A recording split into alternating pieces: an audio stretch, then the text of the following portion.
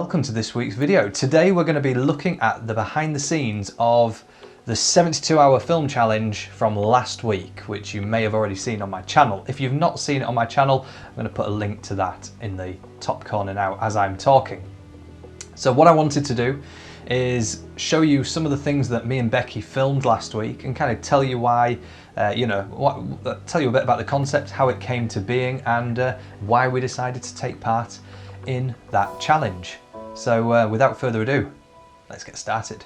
Now normally I would love to do things like storyboards, treatments, shot lists, all the kind of cast and crew and pre-production requirements that you would normally need to make a film run smoothly. However, when it came to this film, I didn't have time to do any of that. In fact, I quickly jotted down the concept in my notebook in a really rough way. And the concept was born from just writing down a hell of a lot of parameters that I had to stick within or stick to in order to make this achievable with what I can do in the time that we had to do it in. So as soon as I had the idea pretty much roughly laid out in my mind, I set about storyboarding it, and I'm going to show you some of the storyboard B-roll now. And you'll see straight away from the storyboards, I'm no artist, and this is definitely some rush storyboards, but my main goal with these storyboards wasn't to worry too much about the artistic merit of it. It was to just get the shots and the action that was happening in those shots down, so I could kind of get a pace and a sense of how the pace was going to work. Now we did come across a few issues when we started filming, especially nearer the end of the storyboards, where I had the character putting the new jacket back in the box after they receive another new jacket, which I will now refer to as the new jacket. And when she leaves the new jacket on the box and puts the new jacket on and leaves the room, initially I'd wanted the film to end where the camera slowly tracks towards the new jacket and it gets pulled into the box to which it came out of. However, when it came to filming that, I felt like there was far too many shots where the character's picking up and putting down coats, and I was getting a bit confused with what was happening, and I thought, well, if it's confusing me, it's probably going to confuse the audience, and I didn't want to confuse the audience, so I decided to rewrite the whole ending, and instead when she's in the kitchen and hears the 3 bangs at the door, she's already dropped the coat at that point, so when she receives the new jacket, that is essentially what I did to change that whole ending. Again, did I just spoil the film? No, I don't think I spoiled the film. Sorry if I just spoiled the film. So we finished filming at around about 9 o'clock. So we'd had a couple of hours run at it, and I got the footage straight onto my computer, started editing a really rough cut together. And again, I'm going to show you some of that process that I took to edit the film as well. And that's when I noticed some of the things that we needed to reshoot the following day. Now I'm going to bring you into Sunday now.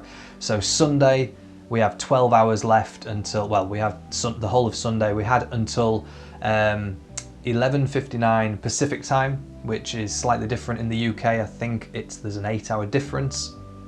So on Sunday, Father's Day as well, so we kind of planned when we were going to film it.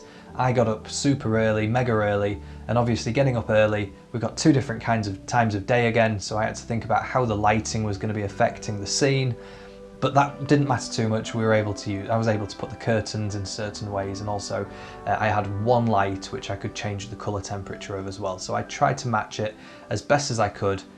You tell me if you could tell which scenes were filmed on the second day in the morning versus the scenes filmed in the evening the day before. Now the problem I had straight away, and the problem anyone's going to face who's filming this themselves, is you don't have somebody to do your audio. So you won't have a boom operator, you won't have somebody doing your sound, which meant that all of the sound that you hear in the film, the short film, was actually filmed using my Zoom H2 recorder, which I'm also using right now to film this audio. And also our microphone as well, but I don't think I used the mic for many shots because I realised the Zoom inbuilt microphones, internal microphones, were pretty decent anyway when I was monitoring the audio.